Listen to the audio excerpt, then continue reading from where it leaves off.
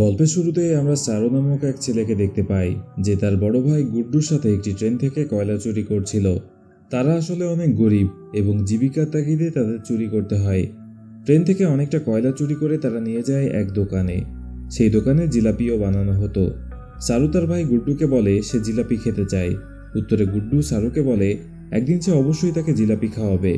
তারা এতটাই গরিব ছিল যে গুড্ডুর পক্ষে তার ভাইকে জিলাপি খাওয়ানো সম্ভব ছিল না।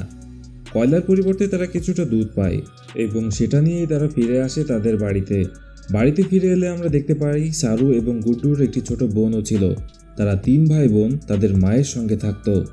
তাদের মা যখন তাদেরকে জিজ্ঞাসা করে এই দুধ তারা কোথা থেকে পেল, তখন এর উত্তরে তারা 2 ভাই কিছুই বলে না। রাতে গুড্ডু যখন কাজে বের হবে ঠিক তখনই সারু এসে তার কাছে আবদার করে সেও তার সঙ্গে কাজে যেতে চায়। গুড্ডু সারুকে বলে সে অনেক ছোট এবং এ কাজ অনেক খাটনি আছে, তাই সে যেতে পারবে না। এই কথা শুনে সারু তার মাথায় একটি চেয়ার উঠিয়ে নেয় এবং একটি সাইকেল উঠিয়ে গুড্ডুর কাছে প্রমাণ করার চেষ্টা করে যে সেও তার কাজে সাহায্য করতে পারে। সারুর জেদের কারণে গুড্ডু তাকে নিতে বাধ্য হয়। তারা দুইজন একটি রেল স্টেশনে পৌঁছায়। অনেক রাত ছিল এবং সারু গুড্ডুর কোলেই ঘুমিয়ে পড়ে। গুড্ডু সারুকে ঘুম থেকে উঠানোর চেষ্টা করে, কিন্তু সারু তখন ওঠে না। গুড্ডু তারপরে সারুকে একটি বেঞ্চে বসিয়ে কাজে যায়। যাওয়ার আগে গুড্ডু বলে সে কাজ শেষ করে সকালে ফিরে আসবে। সারু গুড্ডুকে বলে আসার সময় তার জন্য অনেকগুলো জিলাপি নিয়ে আসতে। আস্তে আস্তে পুরো স্টেশন খালি হয়ে যায় এবং সারু বাদে সবাই চলে যায়। সারু ঘুম থেকে উঠে একটি ট্রেনের ভেতর ঢোকে এবং সেখানে ঘুমিয়ে পড়ে।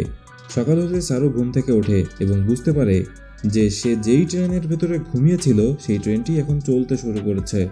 সারু ভয় পেয়ে যায় এবং সে ট্রেন থেকে বের হওয়ার চেষ্টা করে, কিন্তু প্রত্যেকটি রুমই বন্ধ ছিল, যার কারণে ট্রেন একাধিক স্টেশনে থামার পরেও সারু বেরোতে পারে না।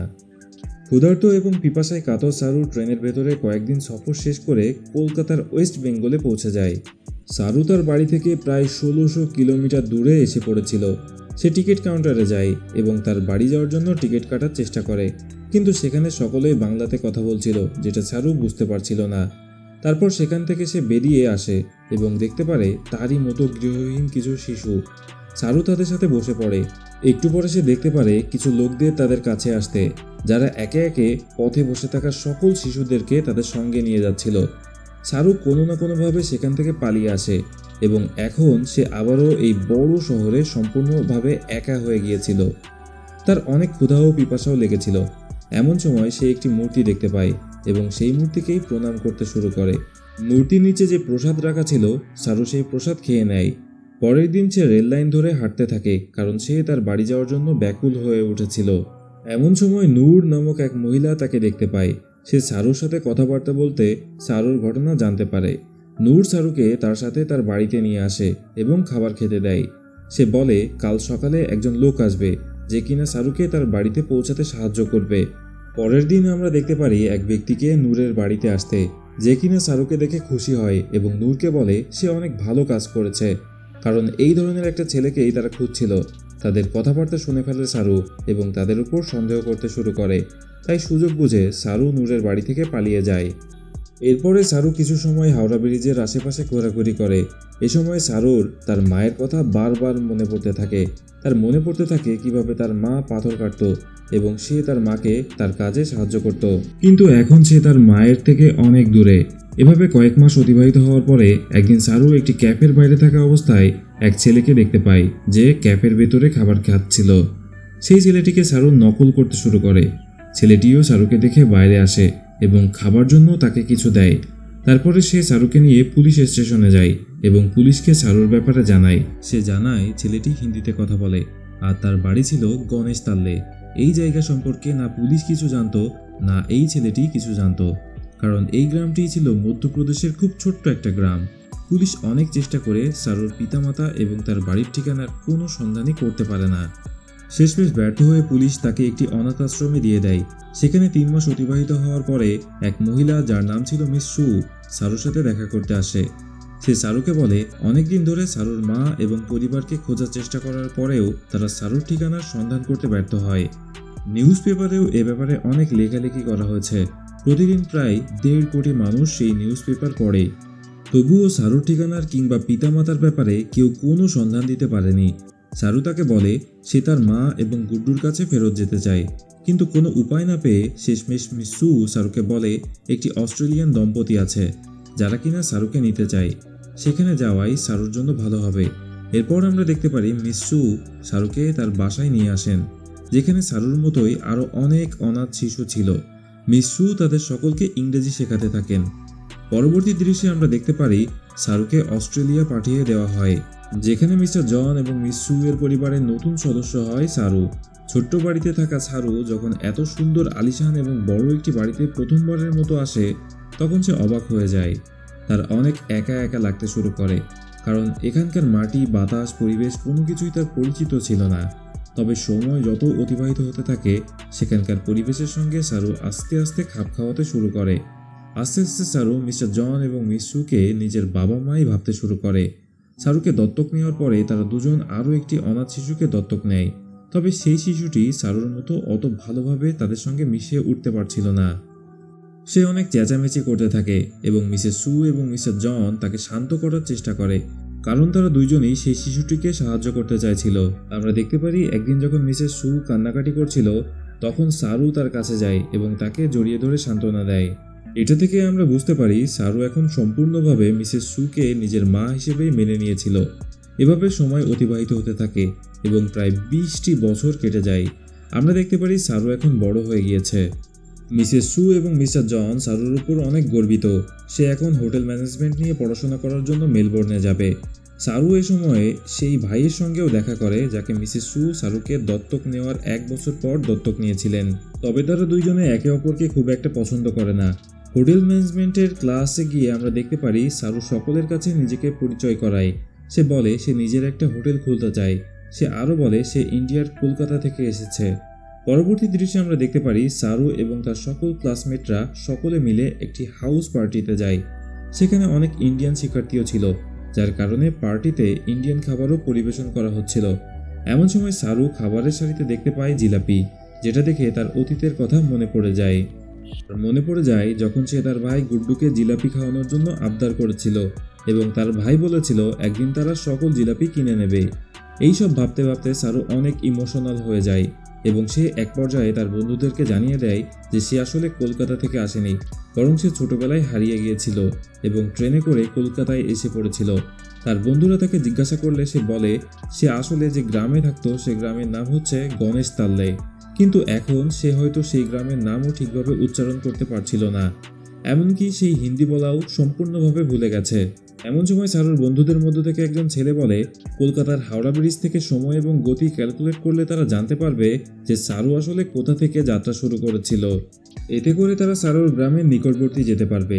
সারুর বন্ধুদের মধ্য থেকে একটি মেয়ে সারুকে বলে গুগল ম্যাপ ব্যবহার করে এখনই খুব সহজেই পৃথিবীর যে কোনো প্রান্তের অবস্থান খুঁজে বের করা যায়। কিন্তু সারু তাদেরকে এই ব্যাপারে আর বেশি কথা বলতে নিষেধ করে এবং এই বলে সেখান থেকে সে চলে যায়। সারুর বন্ধুদের মধ্যে একজন ছিল যার নাম ছিল লুসি। আমরা জানতে পারি লুসি এবং সারু একে অপরকে পছন্দ করত এবং সেই রাতের এক পর্যায়ে তারা দুইজন একে অপরের সাথে অনেক বেশি ঘনিষ্ঠ হয়ে পড়ে। পরবর্তী দিন সকালে উঠে সারুর তার মা এবং ভাইয়ের কথা মনে পড়তে থাকে, তাই সে গুগল আর্থ ডাউনলোড করে নানাভাবে তার গ্রামের নাম গণেশ তাল্লে খোঁজার চেষ্টা করতে থাকে, কিন্তু সে ব্যর্থ হয়। এরপর আরও 3 বছর অতিবাহিত হয়। সারু এবং লুচির মধ্যকার সম্পর্ক আরও গভীর হয়। তারা একে অপরকে ভালোবেসে ফেলে, কিন্তু একই সাথে সারু তার মা এবং ভাইয়ের কাছে যাওয়ার জন্য ব্যাকুল হয়ে ওঠে। মাঝে মাঝে সে তার ভাইয়ের ছবি দেখতে পেত এবং মনে হতো সে যেন তাকে তার বাড়িতে ফিরে আসার জন্য ডাকছে, যার কারণে একটা সময় সারু লুচির থেকে আলাদা হওয়ার সিদ্ধান্ত নেয়। সারু লুচিকে বলে লুচি তার থেকে আরও ভালো কাউকে ডিজার্ভ করে, আর এই কথা বলে তারা দুইজন আস্তে আস্তে আলাদা হয়ে যায়। একদিন সারু লুচিকে এসকেলেটরে দেখতে পেয়ে তার সাথে কথা বলে। সে লুচিকে বলে সে লুচিকে এখনো অনেক বেশি মিস করে। এরপরে তারা আবারও একে অপরের সাথে ঘনিষ্ঠ হয়। লুচি সারুকে বলে তার উচিত তার মাকে সময় দেওয়া। এরপর সারু তার মায়ের কাছে যায়, যে কিনা অনেক অসুস্থ ছিল। সারু এতদিন মনে করতো তার মা তাকে দত্তক নিয়েছে শুধুমাত্র এই কারণে যে সে নিজে কোনোদিন মা হতে পারবে না, কিন্তু সারুর মা সারুকে বলে সে আসলে চাইলেই মা হতে পারত, কিন্তু সে চাইতো দুটো অনাথ শিশুকে অ্যাডাপ্ট নিতে এবং তাদেরকে একটা ভালো ভবিষ্যৎ দিতে। এই সময় সারুর মা এবং সারুর মধ্যে কথাবার্তা হয়, যার এক পর্যায়ে সারুর মা তার সাথে একটা গল্প শেয়ার করে। সারুর মা তাকে বলে তার বাবা অনেক নেশা করত, সে একেবারেই একজন ভালো মানুষ ছিল না এবং সে তার কারণেই সবসময় অনেক ভয়ে ভয়ে থাকতো। একদিন সে বাড়ির পেছনে উঠানে আসে এবং দেখে একটা শিশুকে, যার গায়ের রং ছিল ব্রাউন, এবং পরক্ষণেই সেই শিশুটি তার পাশে ছিল। সে বুঝে যায় এখন তার জীবনে সবকিছু আস্তে আস্তে ভালো হতে শুরু করবে। আর এরপরেই তার জীবনে আসে সারু এবং তার ভাই।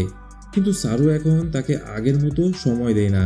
সারু এখন আস্তে আস্তে বুঝতে পারে তার মায়ের তাকে কতটা দরকার, কিন্তু একই সময়ে সে তার বায়োলজিক্যাল মা এবং ভাইকেও খুঁজতে বদ্ধপরিকর ছিল। আর এরপরেই সারু পুনরায় গুগল আর্থ ব্যবহার করে ইন্ডিয়ার বিভিন্ন অঞ্চল জুম করে করে দেখতে শুরু করে এবং এক পর্যায়ে তার গ্রাম গণেশতাল্যের যেই স্থানে তার মা পাথর কাটার কাজ করত সেই স্থানটি খুঁজে বের করে। আর একটু ঘাটাঘাটি করে এসে সে জানতে পারে সেই গ্রামটি আসলে ছিল মধ্যপ্রদেশের খান্ডুয়া ডিস্ট্রিক্টে। সারু এতে অনেক খুশি হয় এবং এই কথা সে লুসি এবং তার মাকেও জানায়। তারাও এতে অনেক খুশি হয়। তারা চাইতো সারু যেন ইন্ডিয়া যায় এবং সেখানে গিয়ে তার পরিবারের সঙ্গে দেখা করে। সারু ইন্ডিয়া এসে পড়ে এবং আস্তে আস্তে সে এই স্থানে পৌঁছে যায় যেখানে সে তার মা এবং তার ভাইয়ের সাথে তার শৈশব কাটিয়েছিল। কিন্তু সেই বাড়িতে এখন আর কেউ থাকে না। সারু আশেপাশের মানুষের সাথে কথাবার্তা বলার চেষ্টা করে, কিন্তু তার ভাষা কেউ বুঝতে পারছিল না, কারণ সারু এখন আর হিন্দিতে বলতে পারে না। তবে শেষমেশ এক ব্যক্তি সারুর কাছে আসে যে ইংরেজি বুঝতে পারত। সারু তার সাথে কথা বলে এবং ইংরেজিতে জিজ্ঞাসা করে এই বাড়িতে আগে যারা থাকতো তারা এখন কোথায়। সেই ব্যক্তি তার কথার কোনো উত্তর না দিয়ে সেখান থেকে চলে যায়, কিন্তু একটু পরে সে আবার ফিরে আসে এবং সারুকে ইশারা করে। সারু তার কাছে যায় এবং দেখতে পারে একজন মহিলাকে, যে আর কেউ নয় বরং সারুরই সত্যিকারের মা ছিল। সারু তার মাকে দেখেই তাকে জড়িয়ে ধরে। সেখানে তার বোনও ছিল। সারু তার বোনকেও জড়িয়ে ধরে, তবে সারু তার ভাইয়ের সঙ্গে দেখা করতে পারে না। এরপরে আমরা জানতে পারি যে রাতে সারু তার ভাইয়ের সাথে কাজ করার জন্য রেল স্টেশনে আসে। সেই রাতেই সারুকে একটি বেঞ্চে ঘুম পাড়িয়ে সারুর ভাই কাজে চলে যায় এবং কাজ থেকে ফিরে আসার পথে ট্রেন দুর্ঘটনায় সেই রাতেই সারুর ভাই গুড্ডুর মৃত্যু হয়। অর্থাৎ সারুর মা একই রাতে তার দুই ছেলেকেই হারিয়ে ফেলেছিল। কিন্তু সারুর মা এত বছরেও এই গ্রাম ছেড়ে যায়নি, কারণ তার ধারণা ছিল তার ছেলে একদিন না একদিন ফিরে আসবেই। আর আজকে তার ছেলে 25 বছর পরে ফিরে এসেছে।